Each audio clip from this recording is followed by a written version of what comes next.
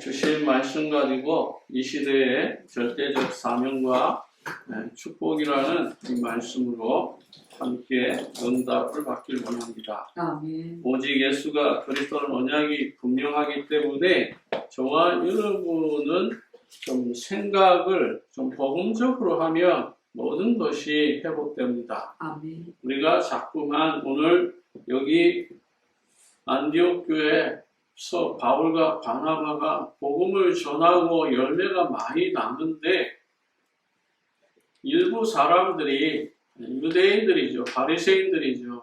이런 사람들이 자꾸만 복음적으로 생각하지 않고 자꾸만 율법적으로 종교적으로 생각하다 보니까 결국은 다툼과 변론이 일어난 걸 알 수 있습니다. 그래서 이런 문제가 일어났을 때 어떻게 해요?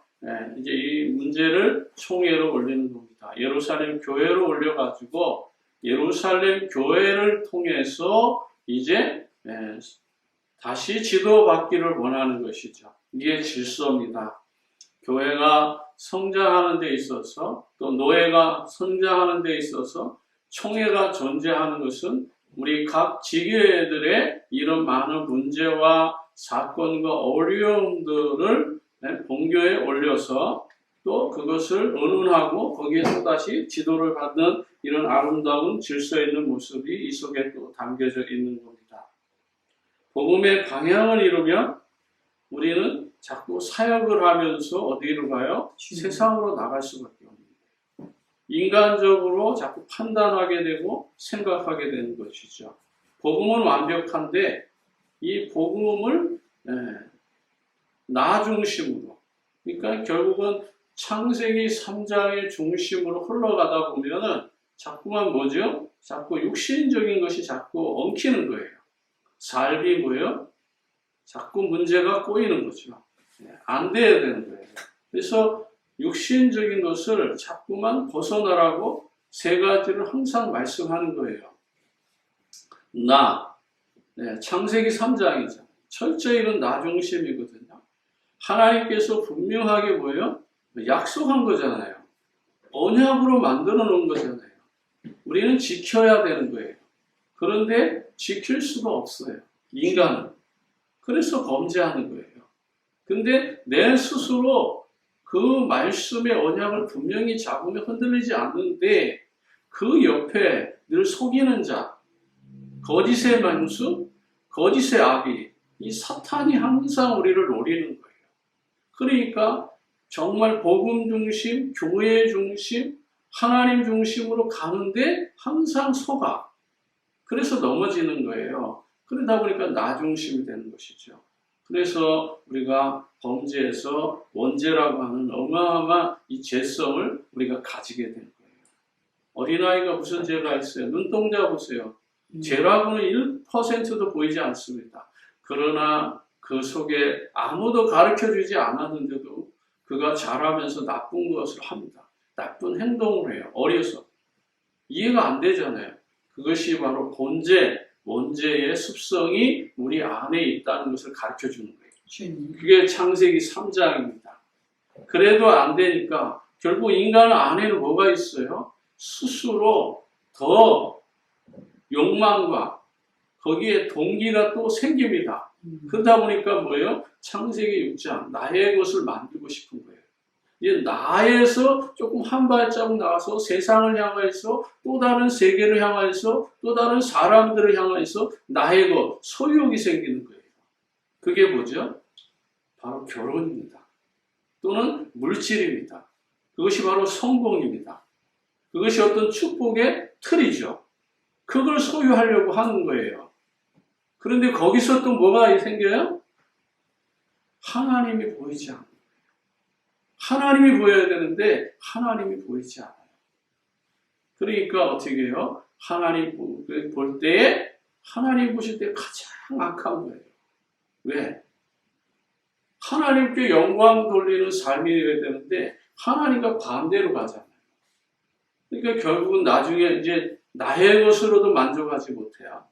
그러니까 어떻게 되죠? 나의 성공. 바벨탑을 쌓고 싶은 거예요. 이 정도가 되면 이제는 교만 중에 교만인 거예요. 주님. 그 교만이 결국은 어떻게 해요? 타락하는 거예요. 이 교만하면 사람도 보이지 않아요. 주변도 보이지 않아요. 아무것도 보이지 않아요. 오직 그거 하나밖에 안 보여요. 돈, 권력, 부귀, 영화. 그래서 나의 성공으로 달려가는 거예요. 그런데 결국은 뭐죠? 하나님이 브레이크를 겁니다. 다 브레이크가 있어요. 그 브레이크가 없으면 브레이크 없는 자동차 한번 달려간다고 생각해 보세요. 브레이크 없는 철로 기차가 달려간다고 생각해 보세요.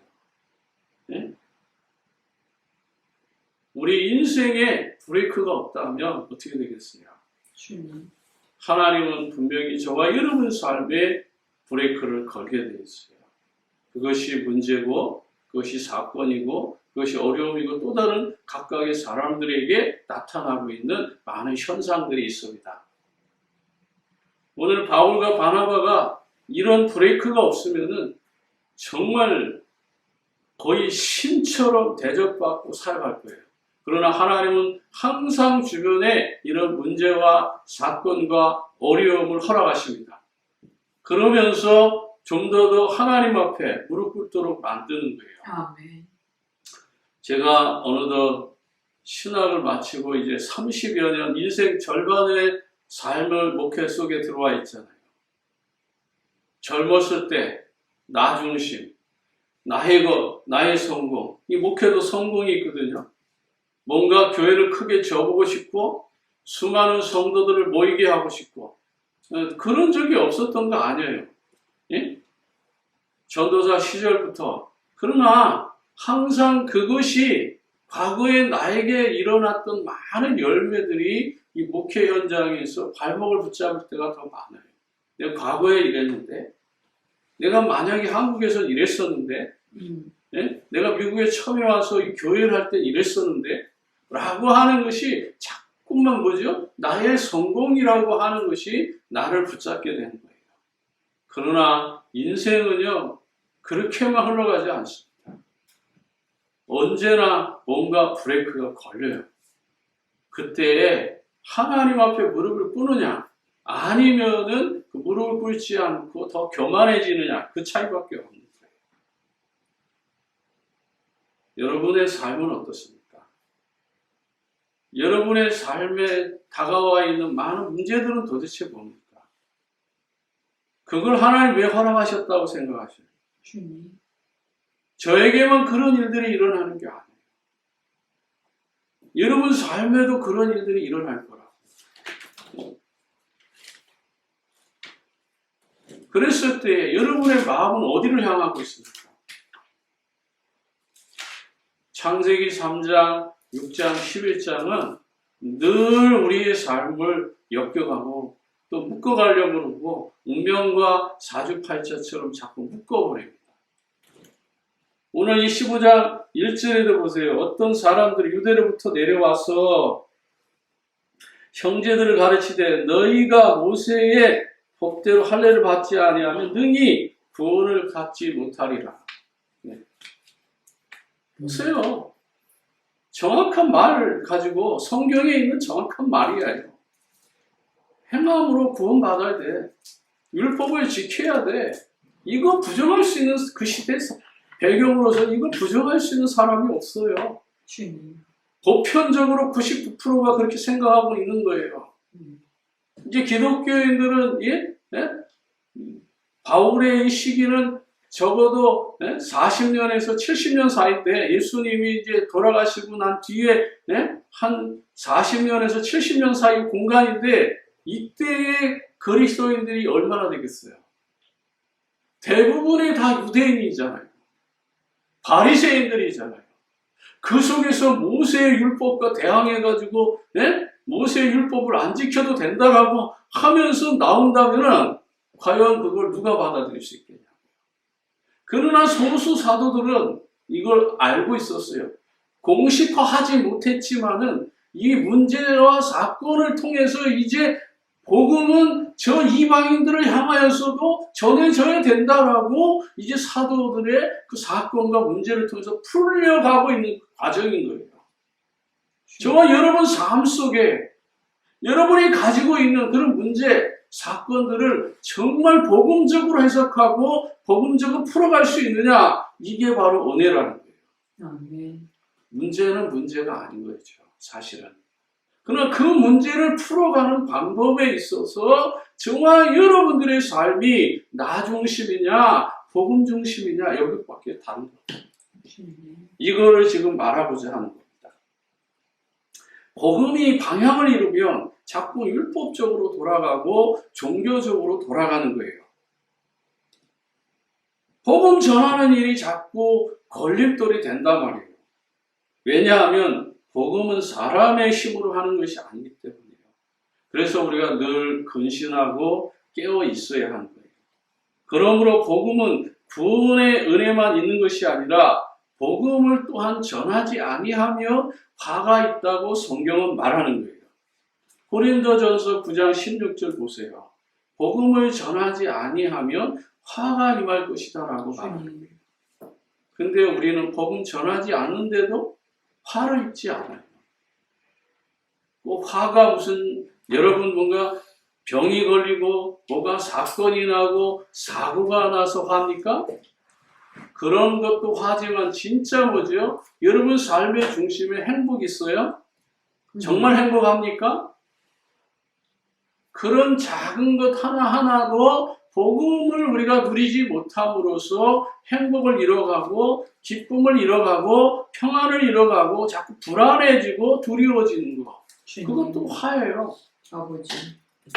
꼭 뭔가 징계를 당해야만이 화가 아니라 정말 복음과 반대로 갔을 때 뭔가 더 잘 되는 것 같고 더 화려해지는 것 같고 더 쉬워지고 편안해지고 정말 안식한 것 같지만은 그것이 어쩌면 영적으로 여러분들 스스로가 무너지는 것이라고도 할 수 있는 겁니다. 주님. 또 고린도전서 1장 18절에 보여요. 이 십자가의 도가 멸망하는 사람들의 관점에서 미련하게 보일 수밖에 없는 거죠. 그러나 저와 여러분에게는 뭐죠? 강력한 하나님의 능력이고 파워잖아요. 아멘. 이것을 누린다면은 그 어떤 것도 다 초월할 수 있어요. 아멘. 문제도 초월할 수 있고요. 사람 관계도 초월할 수 있고요. 여러분 삶에 다가오는 수천 수만 가지도 넘어설 수 있는 거예요. 그게 복음의 능력이에요. 그러나 복음을 누리지 못하는 관점에서 보면 이것이 완전히 미련하게 보이는 거예요. 저 불신자들, 종교인들, 또 교회 안에서 이 복음을 누리지 못하는 사람들에게는 이 전도가, 이 복음이 굉장히 미련하게 보이는 거예요. 왜? 넓은 길을 놔두고 좁은 길을 가는 거기 때문에. 하나님 원하는 길을 가면서 또 양보해야 되고 포기해야 되고 억눌려야 되는 것들, 그런 것들이 종종 나타나기 때문에 사람들은 이 길을 걷는 것을 두려워할 수도 있어요. 그래서 갈라디아 1장 7절과 8절에 바울이 뭐라 그러죠? 다른 복음을 전하지 말라. 예수가 그리스도라는 정확한 복음을 전하는 거예요. 그 속에 진정한 행복이 있다는 것이죠. 아멘. 그러므로 복음은 어떤 상황에서도 살아남아서 하나님께 영광을 돌리는 거예요. 우리의 수준으로 자꾸 복음을 제한하지 마세요. 정말 복음을 여러분이 풍성하게 받아들이면 그 복음은 능력이 나타납니다. 아멘. 그걸 누리는 거예요. 그게 그리스도인의 삼직이에요. 우리는 자꾸 신학적으로 지식적으로 그리스도 삼직을 가지고 있지만 그걸 현장에서 내가 누려내지 못하는 거예요. 현장에서 다 쉽게 말하면 풀어내지 못하는 거예요. 어떤 영적인 문제가 왔을 때에 어떤 갈등이 왔을 때에 왕 대신 그리스도의 그 능력으로 정말 그리스도의 그 왕적인 신분이 우리에게 있거든요. 아멘. 그걸 누려야 되는 거예요. 여러분 죄와 저주 가운데 빠져 있어요. 어떤 사람들은 막 죄의식에 눌릴 수도 있고요. 또 사명을 감당하지 못했기 때문에 죄의식을 누리기도 하고요. 때로는 하나님 앞에 정을 하고 싶은데 하지 못하는 것 때문에 많은 것들이 눌릴 수 있어요. 그랬을 때에 제사장의 축복을 누리시면 되는 거예요. 주님께서 십자가에서 그 일을 원하셔서 그 일을 통해서 정말 여러분들이 자유하는 복음 속에 있기를 원하시는 거예요. 아멘. 때로는 우리가 지식이 없습니다. 우리가 말도 잘 못합니다. 때로는 복음 전하는데 많은 것이 갈등이 있습니다. 그러나 보혜사는 선지자의 축복을 우리가 함께 하신다고 약속하셨잖아요. 주님. 깨닫게 하시고 생각나게 하시고 말하게 하시는 것, 그게 보혜사예요. 그게 바로 선지자의 축복이고 아멘. 그 속에 제사장의 축복이 있고 왕의 축복이 있어요. 그래서 베드로 사도가 오늘도 말씀하지만 이방인들에게도 구원의 기회가 있다. 그들도 동일한 우리가 성정이 같기 때문에 그들도 구원받아야 된다고 말하셨던 그 베드로 사도가 베드로전서 2장 9절과 10절에 뭐라고 말합니까? 너희는 왕같은 제사장이요 거룩한 나라의 소유된 백성이라고 말하지 않습니까? 아멘. 그리고 이 빛을 전하는 전도자의 삶이라고 말씀하셨어요. 파수꾼이라. 그러니까 그리스도의 삼직은 완성되는 거예요. 여러분이 그 그리스도의 삼직을 누려서 여러분 안에 있는 이 영적 문제, 죄의식 또는 정말 하나님 앞으로 나아가고자 하는데 걸림돌 되는 것, 장애물 되는 것, 올무되는 것, 이걸 다 풀어내는 것이 바로 그리스도의 삼직이라는 거예요. 아멘. 아멘. 근데 우리는 그걸 못 풀어내니까 사람 때문에 또 누구 때문에 뭐 때문에 못 풀어내니까 자기 스스로 그거에 열등과 비교의식에 자꾸 눌리는 거예요. 여러분들 스스로 하나님 앞에서 우리는 신부 앞에 가서 고해성사하는 게 아니잖아요. 목사 앞에 와서 여러분 죄의식 고해성사하는 게 아니잖아요. 여러분들 스스로 그리스도인의 삼직을 가지고 하나님 앞에 나가서 내가 영적 문제 있으면 왕직을 회복시키고 내가 많은 죄를 가지고 있으면 그 제사장의 그 신분을 가지고 죄를 풀어내고 여러분들이 정말 하나님 만나는 길 가운데 기도가 안 되고 예배가 안 된다면 진짜 하나님의 말씀의 은혜를 입어서 선지자의 축복을 누리시면 되는 거예요. 그러면 다 끝나잖아요. 그래서 우리는 뭐예요? 하나님의 성전 앞으로 산제사 드리러 나가는 거예요. 성소의 휘장이 위에서부터 아래로 쫙 갈려졌기 때문에 이제 누구든지 예수 그리스도 이름으로 여호와 하나님 앞으로 나가는 거예요. 이게 그리스도의 삼직을 완성하는 겁니다. 아멘. 그래서 저와 여러분은 어떤 상황 속에서도 현장에서 이게 메시지, 이게 축복이고요. 그렇다면 저와 여러분들이 뭘 해야 될까요? 첫 번째로 가장 먼저 복음이 여러분에게 무엇인지 구분되어져야 돼요. 구체화되어야 돼요. 정말 이 복음은 나에게 무엇인지. 여러분 정말 복음이 나에게 어떠한 영향력을 주고 있습니까? 주님. 성도는 생명 중심으로 가야 돼요. 일 중심으로, 프로그램 중심으로 가면 안 돼요. 바자에 좋은 거지만 그것이 생명 중심이어야 돼요.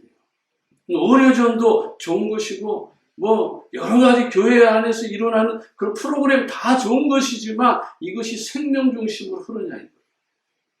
이것이 일 중심이 되고 충성이 되고 봉사 헌신 중심이 되면 어느 날 지쳐요.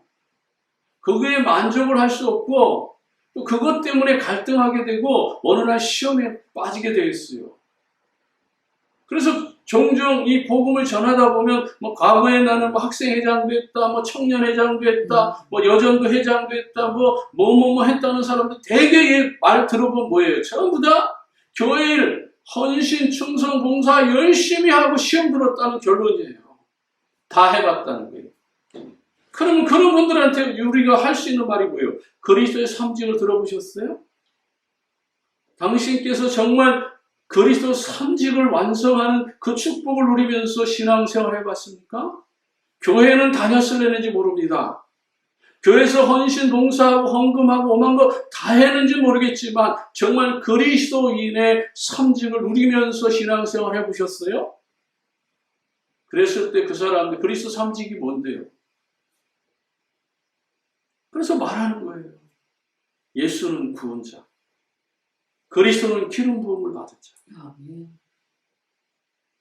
그분은 바로 선지자요. 그분은 제사장이요 왕이십니다. 인간 선지자, 인간 제사장, 인간 왕은 구약 성경에 많이 있습니다. 그러나 이 세 가지 직분을 동시에 완성하신 분은 그리스도밖에 없습니다. 아멘. 그래서 유일한 중보자요, 유일한 제사장이요, 유일한 왕이십니다.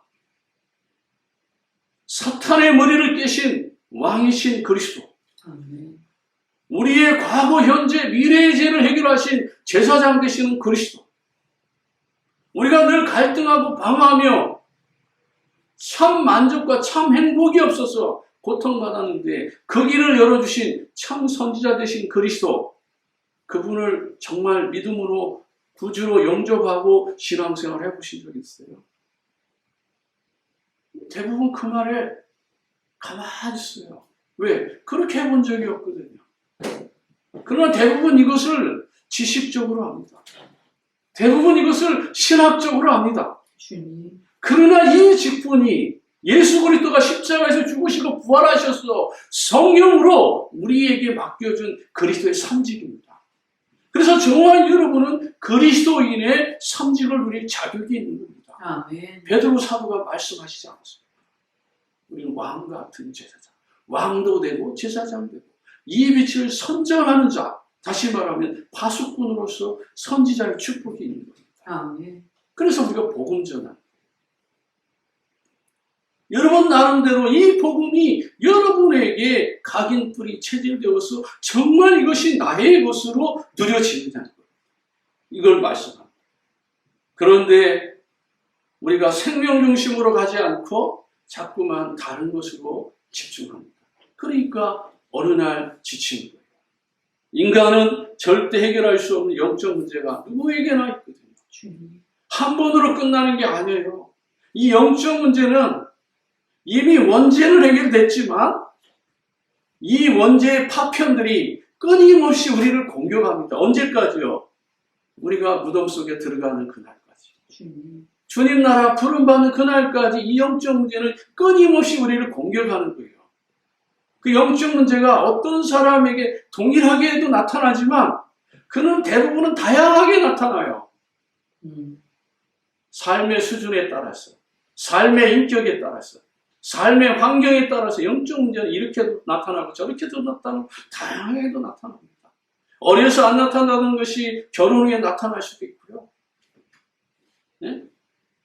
어려서 나타나면 또 나중에 어른 돼서 안 나타날 수도 있고, 그러나 삶 속에서 다양하게 나는 정말 이것만 없으면 행복합니다라고 하는 것이 늘 꼬리표처럼 따라다녀요. 그 꼬리표처럼 따라다니는 그 문제 왜 해결 못합니까? 그리스도인의 삼직을 알면 그건 문제될 게 없어요. 아멘. 정확하게 그걸 누린다면은 그 어떤 것도 문제되지 않는다고요. 인간이 해결할 수 없는 이 세 가지의 문제. 그리스도만이 해결할 수 있는 건데, 그 그리스도께서 그걸 해결해 놓으시고, 정말 여러분에게 그 축복을 누리도록 그리스도를 보내주셨잖아요. 아멘. 근데 우리가 그걸 못 누리는 거예요. 그러니까 현장에서 백전백패하십니다. 전도가 부담이 되고, 사람을 만나서 복음 전하려고 하면 자꾸만 주춤거리게 되고, 내가 이걸 해가지고 이 말을 해서 이 사람한테 혹시라도 감정 상할까봐 여러 다양한 갈등을 하는 거예요. 왜요? 내가 진정한 그 축복을 누리지 못하는 거예요. 주님. 이것이 완성되어져야 우리 렘넌트들이 현장에서 증인으로 서게 됩니다. 아멘. 이것이 정말 누려져야 여러분 가정이 천국으로 변하는 겁니다. 이 중대한 문제를 해결하신 분이 바로 예수 그리스도이심을 알고 전하는 것이 복음이다. 아멘. 그래서 저와 여러분이 날마다 선지자의 축복, 제사장의 축복, 왕의 축복을 누리시기를 주의 이름으로 축복합니다. 두 번째는요, 복음의 완전한 사명과 복음을 이해하지 못하면 어떻게 되는가? 서론에서 거의 다 말씀드렸어요. 자기 소견대로 사는 거예요. 사사시대에 많은 사람들이 분명히 사사들이 그렇게 많은데도 불구하고 자기들 뜻대로 자기의 주장대로 자기가 원하는 대로 살아가요. 하나님을 알아요. 여호와 하나님을 믿습니다. 그런데도 불구하고 제사장들이고요. 또 그 시대에 이스라엘 백성들이 전부 다 뭐지요? 자기의 소견대로 살아갑니다. 사사기 17장 이후에 보면 자기가 원하는 대로 삶을 살아요. 어떤 사람들은요, 제사장을 사들여요. 자기 집에 신당을 차려놓고 자기만 축복하게 만듭니다. 가난한 제사장들이기 때문에. 이 가난을 이용해서, 물질을 이용해서 제사장을 정말 자기 가정에 축복하는 그런 사람을 만들려고 합니다. 심지어 왕이었기 때문에, 진정한 지도자가 없기 때문에 자기 마음대로 살려고 합니다. 여호와 하나님이 왕 중에 왕 아닙니까? 아멘. 그런데 그 여호와 하나님을 앞에 놔두고 모세의 율법을 알면서도 자기 소견대로 살려고 하는 거예요. 그게 사사시대입니다. 그래서 선지자들을 보내서 깨우치는 거예요. 그런데도 그들은 계속해서 반복하면서 똑같은 영적 문제의 흐름을 계속 타고 가는 거예요. 나 중심으로 살려고. 내가 좋으면 되고, 내가 행복하면 되고, 내가 기쁘면 되고, 내가 즐거우면 되는 거예요.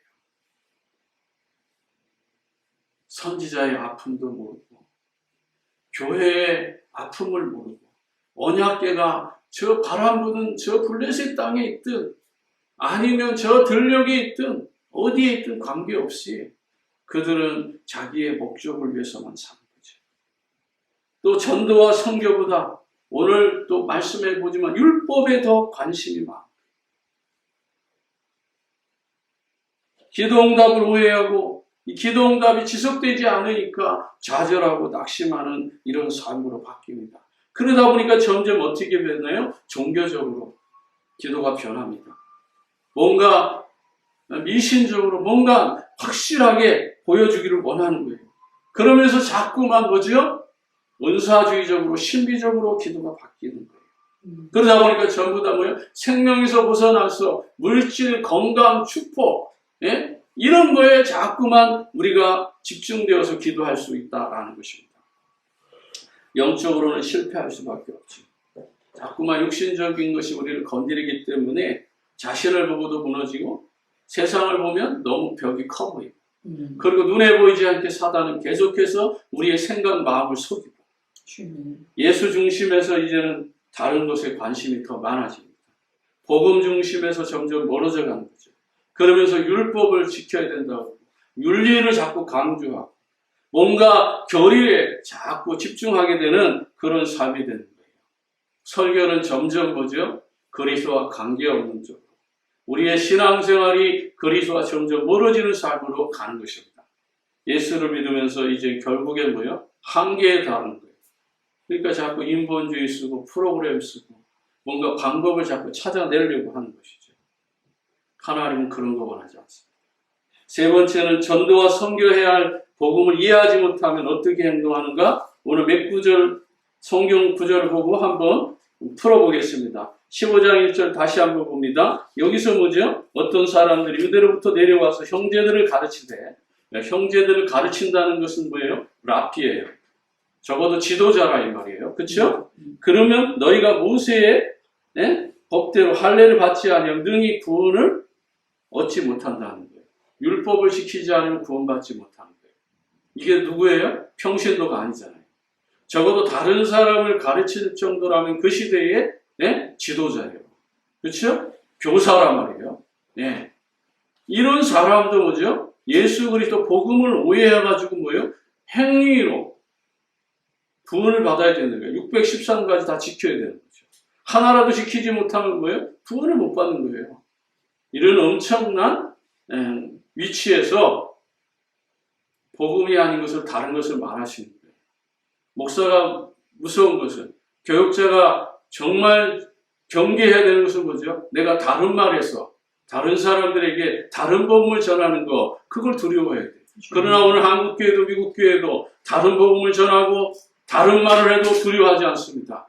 윤리를 이야기하고 좋은 예화를 들어가며 시사를 말하고 세상 이야기를 하면서 그것이 마치 복음으로 둔갑해서 복음인지 복음과 윤리인지 율법과 복음인지 율법과 종교인지 이게 구분이 안 되는 그것을 마치 미화시켜가지고 그리스도를 약화시키는데도 거기에 대해서 두려움이 없는 거예요. 말만 잘하고 그것을 잘 풀어내기만 하면 최고의 목사가 되는 그런 시대에 살고 있어요. 저와 여러분은 그런 넓은 길을 따라가고자 우리 안디옥 교회를 섬기합니다.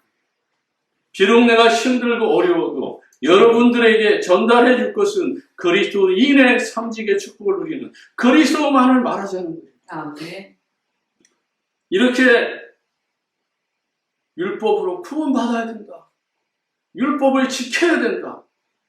우리가 율법을 613가지가 있는데 딱 하나도 지키지 못하면 지옥으로 떨어진다. 이게 말이 되는 겁니까? 지금 이게 한국교회, 미국교회 현실이에요. 천주교는 더하고 정말 저와 여러분들이 얼마나 이 복음의 축복이 귀하고 이 복음의 축복이 위대한지 여러분 스스로 자긍심을 가지고 정체성을 가져야 돼요. 두 번째는요, 15장 5절입니다. 바리새파 중에 어떤 믿는 사람들이 일어나 말하되 이방인에게 할례를 행하고 모세의 율법을 지키라 명하는 것은 마땅하다 하니라. 예. 할례가 뭐예요? 예? 저 말도 안 되는 이야기를 하는 거죠. 예수님도 성령으로 거듭나라고 말씀했는데 예수님은 전혀 반대되는 말을 지금 하고 있는 거잖아요. 그냥 세례 받으면 되는 거잖아요. 성부와 성자와 성령의 이름으로 너희는 가서 모든 족속으로 제자를 삼아 아버지와 아들과 성령의 이름으로 뭘 주라고 그랬어요? 세례를 주라고 그랬는데 지금 할례를 들고 나오네요. 교회에서 정말 예수 그리스도 복음 전하자고 하는데 할례를 들고 나올 수 있는 사람들이 많은 거예요. 전도가 다냐? 주님. 사랑도 있고 구제도 있고 봉사도 있고 뭐도 있고 그렇게 나오는 거예요. 그러면 그들 미워하죠. 이거 봉사하면서 복음 전한다. 정말 그 말이 맞다면 지금 한국교회, 미국교회가 저 아시아하고 저 남미국 갖다 부어준 그 물질의 봉사로 인해서 완전 세상을 변했어야 돼요.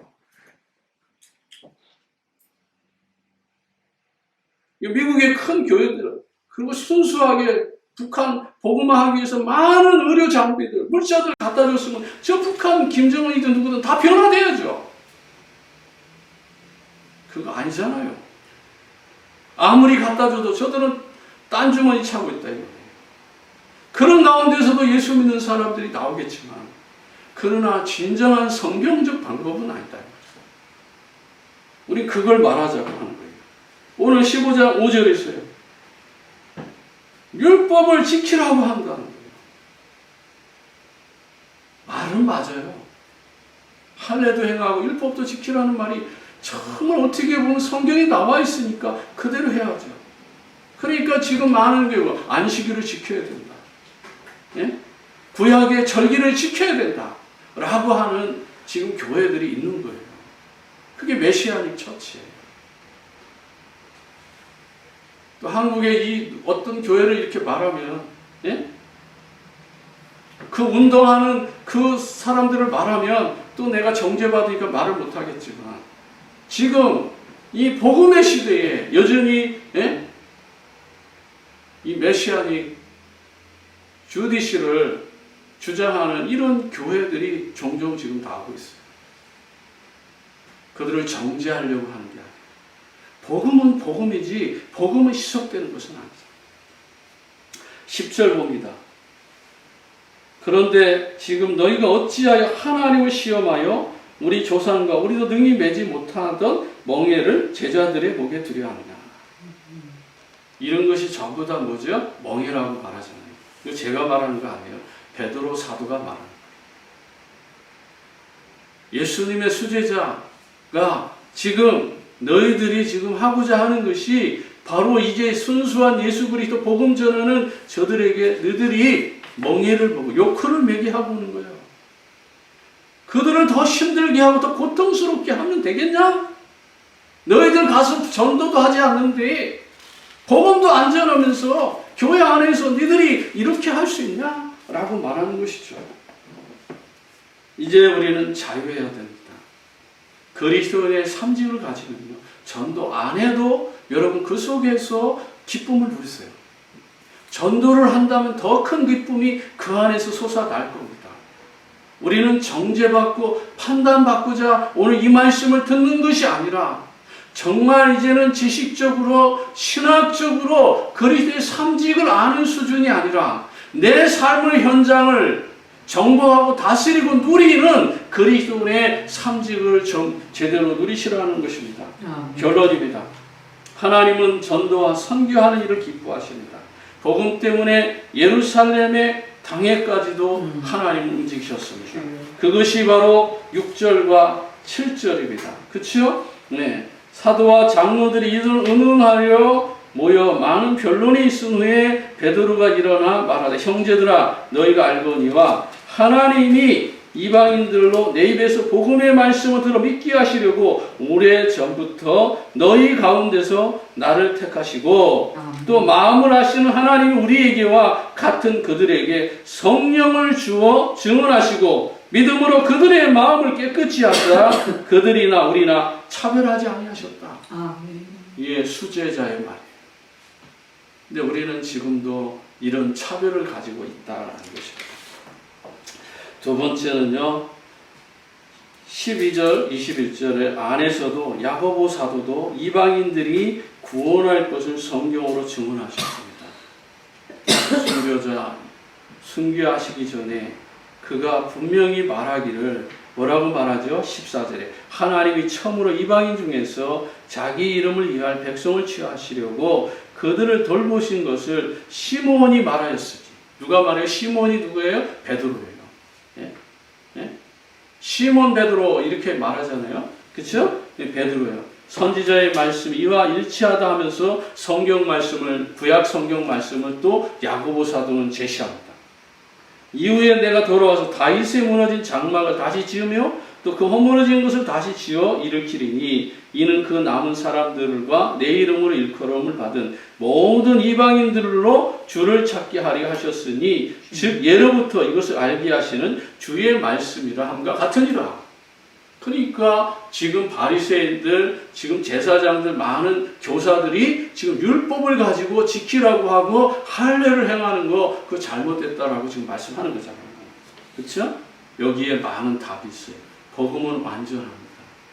메시아의 삼직의 복음은 구약의 모든 율법 위에 완성하신 주님의 십자가의 죽음이심을 여러분이 깨달으셔야 돼요.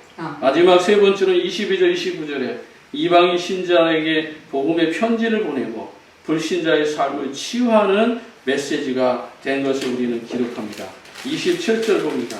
그리하여 유다와 신라를 보내니 그들도 이 일을 말로 전하니라. 성령과 우리는 이 요긴한 것들 외에는 아무 짓도 너에게 지우지 아니하는 것이 옳은 줄 알았으니 우상의 제물과 피와 목 메어 죽인 것과 음행을 멀리할지니라.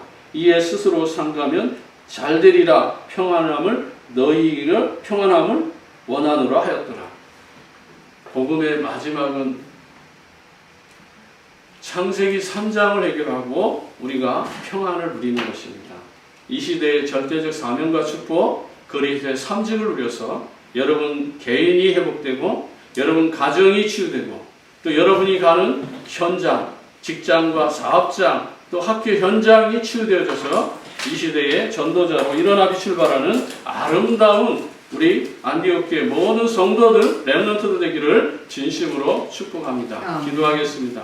하나님 아버지 은혜와 사랑을 감사합니다. 예수 그리스도 안에서 주신 이 참된 축복을 날마다 누리게 하시고 어떤 환경에서도 우리가 속지 않고 믿음의 역사를 이루어가는 전도자의 삶이 되도록 주님 축복하여 주옵소서. 오직 예수가 그리스도라는 이 중요한 축복을 가지고 날마다 믿음 가운데 서게 하옵소서. 예수 그리스도 이름으로 기도합니다. 아멘.